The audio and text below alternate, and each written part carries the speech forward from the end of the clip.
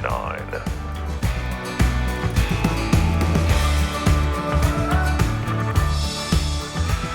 Hello again, everybody. I'm Paul Hart, and this is the podcast, Life's Learning Curve. We are a podcast where we use personal stories to underscore just how we got to be us. We're a composite in our lives of people and events and places that we experienced. How we became a better us is what we're all about. Learning is ongoing throughout life, right?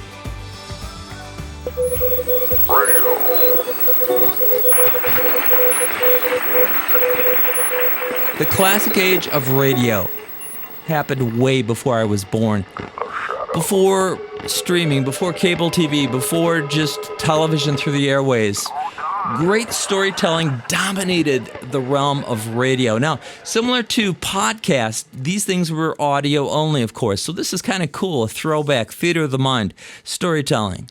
You can kind of picture it in your mind. It's like when you read a book, you kind of see all the imagery. It's where imagination ruled back then, radio. And the shows themselves, the radio shows, they thrived from the 1920s, I think, through around the 1960s, where they were kind of muscled out by television. For me, I uncovered these classic radio shows through my car's free subscription service just a few years ago. And this opened up thousands of channels to me. And I went and listened to the sports channels. I listened to the various music channels, all kinds of music channels, talk radio, etc., a lot of things. But there was one channel that was special to me. It was only that storytelling channel from the days of classic radio that drew me in. Now, today's episode of Life's Learning Curve is another true story where I learned that my sense of humor, which I've carried with me throughout my life, actually saved me. And that sometimes you have to step in and step up and save yourself, or you could lose yourself. I was 18 when this story took place. It's hard to make those conscious decisions back at that age. In a nod to classic radio, we're proud to share this episode called Intent to Harm. Should be fun. Let's go. Sebastian. Here we go. Life's Learning Curve with Paul Hart. Episode Intent to Harm. Stand by. And now, in the classic style of 1950s radio, Life's Learning Curve presents Intent to Harm.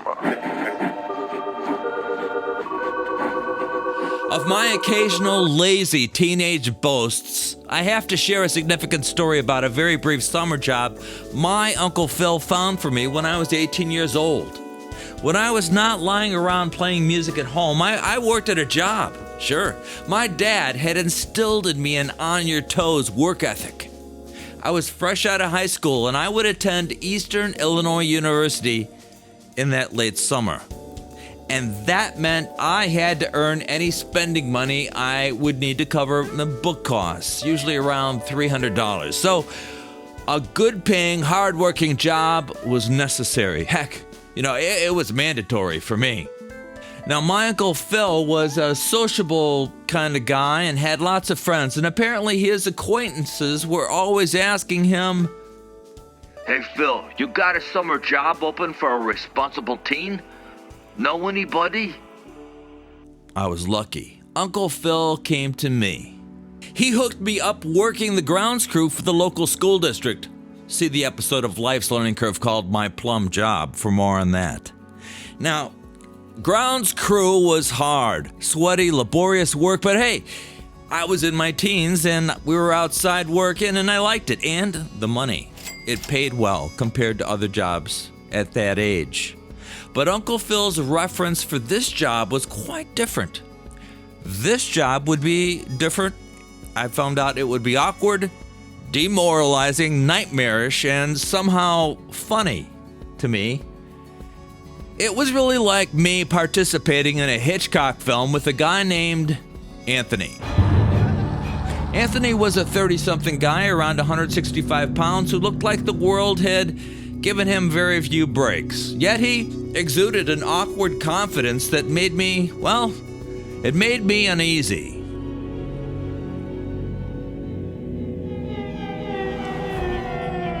Now, Bully, I'm Anthony DeFiore. Call me Anthony. So, how long you worked in grounds? 3 years, Anthony. Yeah? Well, I need you to work the truck with me. We deliver ginger ale, tonic water, the fizzy mixes for the drinks. One case is 20 glass bottles, 32 ounces per bottle. And you know what that makes? That makes the cases twice as heavy as a case of soda pop. But you think you can handle that? I like challenges. I always have. So, Sure. I told Anthony, sure, I can handle that. The truck is stocked. Grab your lunch pail and let's get going. We'll do all your paperwork and stuff when we get back to the shop. I'll just pay you today in cash. Okay, sure. Thanks, Anthony. Here we go, Paulie. The truck was one of those rumbly delivery soda trucks that had 6 vertical sliders that went up and down on the sides and the back, which revealed the product, and the 6 separate bins kept things organized. 1 bin for ginger ale, 1 for tonic water, 1 for cola, 1 for club soda, seltzer water, etc. There were 6 different products we delivered. We were on our way to the first delivery. Anthony's territory was the southeast portion of DuPage County, here in the Midwest. I was stoked. I was excited to do a new, different job, something different than I had done for the past 3 summers. I was anxious to take on the new challenge. I had my mentor to guide me. All was good.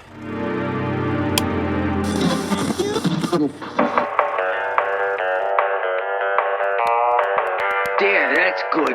Now, Paulie, when we get there, watch what I do. Observe, Then on the second stop, you could begin to take over for me. I reminded myself to tell Anthony I didn't like being called Paulie, but it was my first day. I just let it go.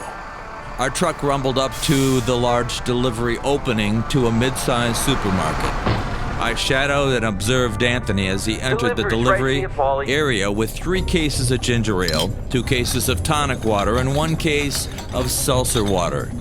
He entered the bustling delivery area already at max capacity with other deliveries. Once deep inside the back of the store, the delivery area, Anthony set down the cases and said, Paulie, did you see me check in with the store inventory delivery guy? No, not really, Anthony. I said. Show me the guy. There was a pause, and I saw Anthony's face change. What do you mean? No, Anthony, I didn't catch that part. Which guy do I look for? A change in his voice let me know that I had missed something important. Anthony grabbed me by my arm and pulled hard. He yanked me over to a man with a clipboard. This is Chip, the stock inventory guy here. Got it? Yeah. You moron? Chip, this is my new truck boy. Not too smart. What? Anthony swatted me square in the back of the head. Embarrassed, I saw Chip just look away and smile slightly, uncomfortably. Believe me, that slap made my attention focus. I paid close attention now. I felt humiliated at that point, but hey, it was important to learn this and apply it, even though I hadn't been brought up being swatted. I didn't think twice about it. At the time, I was an ex-high school football player, and if a situation went off course, I knew that I could handle myself. The SWAT was an attention getter. That was it. This was my job to learn. Important fact. I understood. No problem. I would not make this mistake again. I figured this was just Anthony's way of communicating. Paulie, next time I'll bust you in the chops. Hey, Paulie, idiot. Close the bay doors to the truck. So I'm an idiot, huh? Get in. Come on. Come on. Okay. Maybe I was wrong about Anthony. I was confused. Now, I've always been pretty easygoing, and I usually find some kind of humor in most situations. But this time, I felt, ashamed, and I entered the passenger seat of the truck. We began to drive. Without a word between the two of us, we headed east. I knew Anthony was not in a good mood. But I was quite surprised when Anthony spoke to me. It was upbeat. Yeah, you got a girlfriend, Paulie? Yeah, well, yeah. How about your parents? They together? Yeah. Yeah, Anthony. Awkwardly, I asked Anthony about his life. I don't want to talk about it. Anthony said softly. Silence filled the cab of the truck as we rumbled down the road. Let me ask you something, Paulie. Does blood bother you? What? Whoa, what do you mean? I gut animals. There's a lot of blood. Does that bother you? Whoa. I don't know. Probably, I guess. Not on the job, though, right? My wife took off with my 2 kids last week. 2 of them. She doesn't like all the blood. Blood? You do, taxidermy, Anthony? Huh?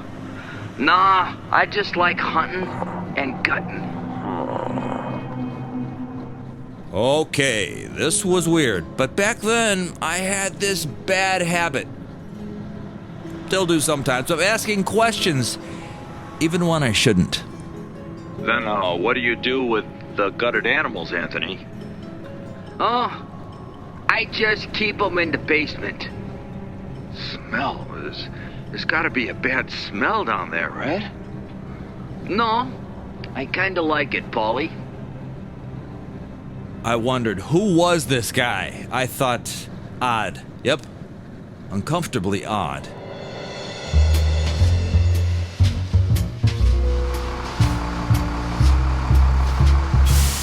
Next, we rumbled into a small convenience store, and Anthony told me to grab 3 cases of ginger ale and deliver it to Eddie. Hi, Eddie. The manager in the front of the store.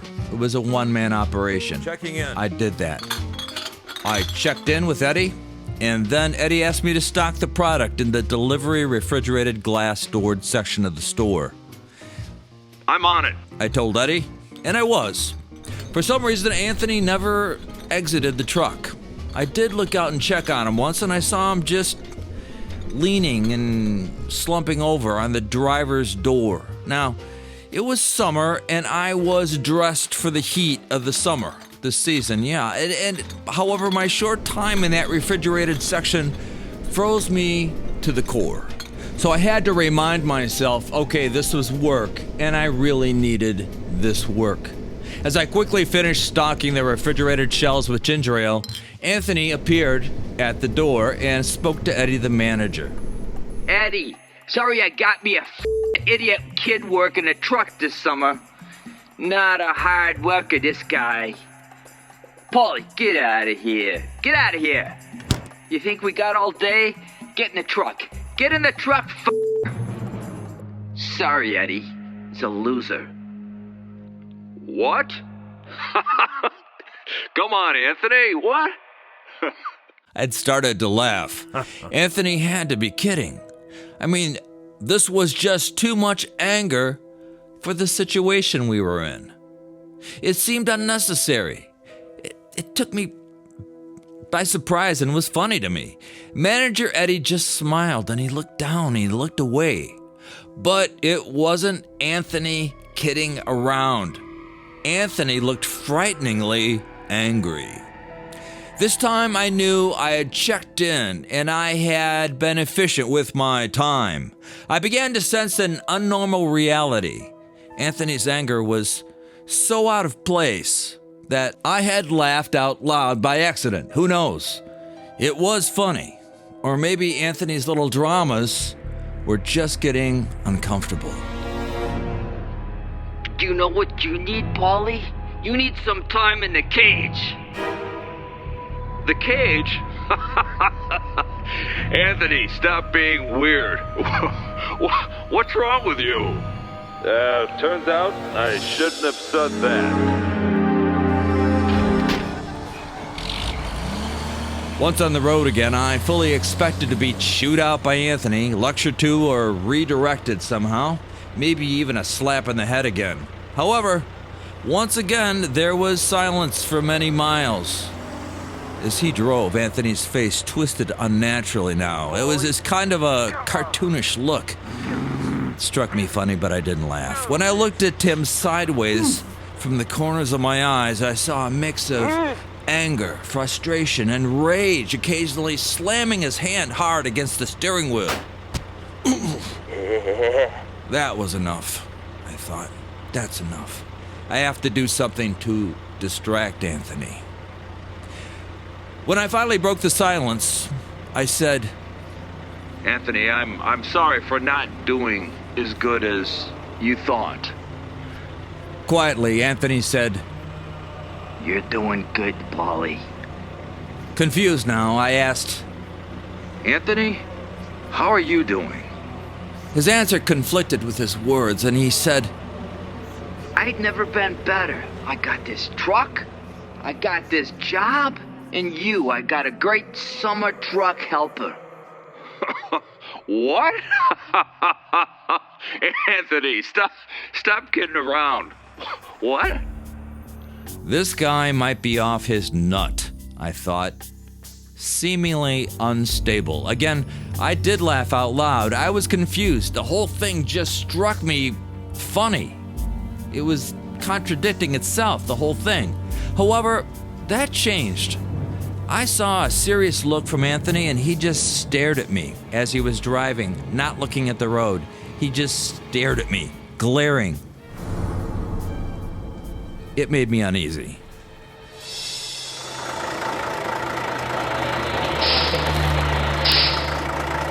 After another delivery stop at a local supermarket and another insult-filled, profanity-laced dressing down of me by Anthony in front of the store's full staff, one of the managers came to me, making sure Anthony was not around, and he whispered, Listen, son, Anthony's got some anger and violence issues. You mean because of his wife and kids leaving, right? He doesn't have a wife or any kids. He's never been married. I went to his apartment to play cards, a bunch of us from the store, about a year back, and he got really angry, violent. He began to break the card table to pieces, so we all just left. Oh, so he didn't like losing, huh? No, we never got around to the game. It never started. He's never mentioned that night or that game ever again, and neither have we. Just watch him, stay on his good side. Not surprised, I did not laugh that time.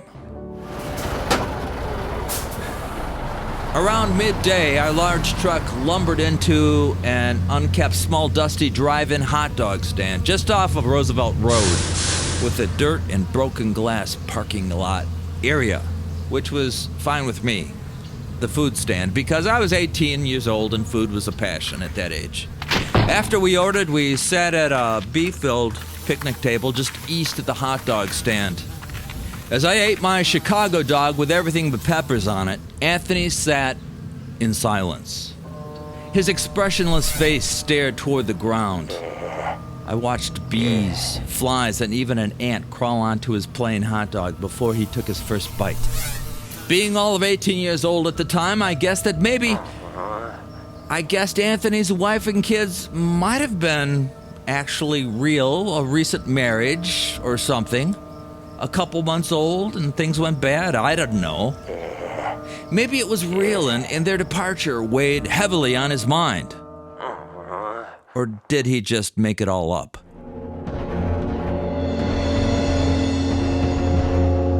I just couldn't read this guy. Who was Anthony? I felt uneasy, so to change the direction of Anthony's ever-changing moods, I asked him, So, Anthony, how long are your work days usually? Do you work until everything's off the truck, or do you save it for the next day? From out of nowhere, Anthony exploded. He snapped his head toward me and he blurted out, Why? How about we go seize the basement? My basement. I'll show you what the basement. I'll show you the blood and the guts that are down there. See if you like what's down there. You can have a permanent stay, Paulie. Stay in my basement.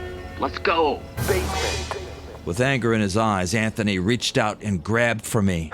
I pulled away quickly. I recognized that this was a threatening action.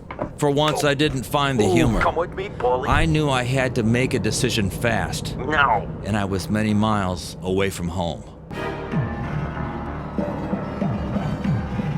All of 18 years old, I play-acted the best I could.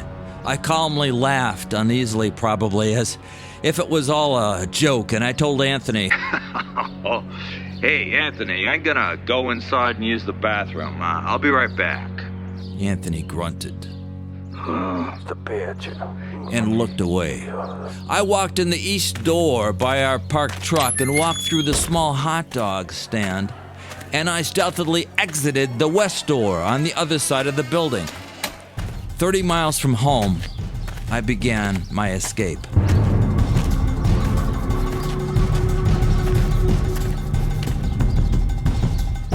Now, Anthony must not have even realized I had gone and left because he did not come after me right away. Oh, I kept looking for him over my shoulder as I jogged up the highway until I was able to blend into the first neighborhood I found, about 1 block away.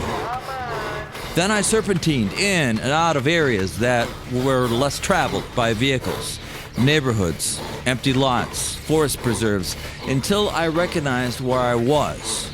I do remember one time, seeing Anthony's beverage truck slowly, about 10 miles an hour, just idling down Roosevelt Road, looking for me. But I was safe. At that time, I was inside a public library, looking out a window, and I had no intent of being found. There was a moment, I swear, I saw Anthony's eyes look right at me through that library window. But then, I saw the truck proceed ahead and turn onto the expressway. I made a break for it.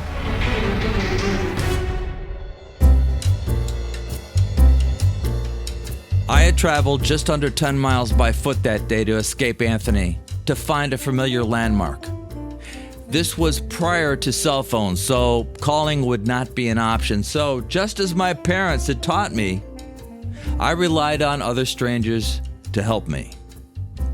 That was the way it was back then. Many people helped one another if you just asked. So just outside the library, an older man and his wife stopped at a stop sign. An elderly woman rolled down the passenger side window and asked me, You lost, young man? You look lost. Yeah. Can you help me? I seem to be in the wrong city. They looked at one another and nodded. Sure. Get in, son. Come on in. Oh, thank you. Thanks again, both of you.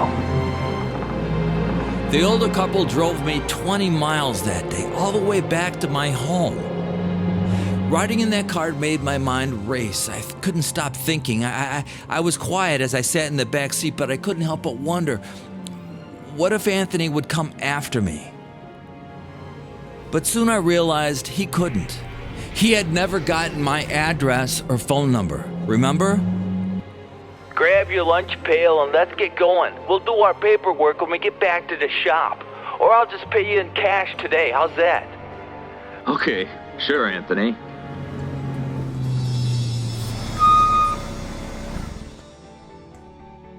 All set, son. Thanks, you two saved me today. Look, we hope you find what you're looking for. Goodbye. You're the best. I thanked them again and I got out and thought to myself, you know what? Angels are everywhere. So what did we learn today? What did I learn? Well, I wasn't really lost. I had a way back home. To love, to peace, to family. Anthony? Well, he was floating in and out of reality, and that's not a good place to be. I truly believe my sense of humor kept me from any grave danger that day. I never heard back from Anthony, ever again, and I never took another job recommendation from my Uncle Phil either. Now, Anthony made the papers about 6 months later. He had committed a homicide. And that's all I'll say about that. As for me, I moved on, and I found myself being a bit more cautious when I took side jobs. And I learned that a sense of humor is important, but it's also important to carefully examine the sanity of your superiors, your bosses. That's necessary. But I'll tell you what's not necessary? Working with a man with a negative intent, an intent to harm.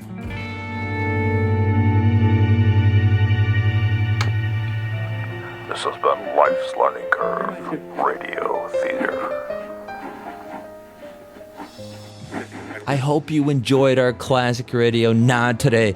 Before I get emails, yes, this part of my life really did happen. As awkward and as weird as it was, terrifying at times, it happened. I did change names. I changed the profession of what we were doing, but the rest of it was, pretty scary, for me at least. I was only 18 at the time. I have to tell you, this was one of those stories that are, I knew that it would be hard for me to retell. I knew I couldn't do it, possibly just couldn't do it here. But when I thought of it in the idea of radio theater, like classic radio, presenting it in that manner, script-wise, it helped me get through the process. So thank you for indulging me. Until next time for Life's Learning Curve, I'm Paul Hart.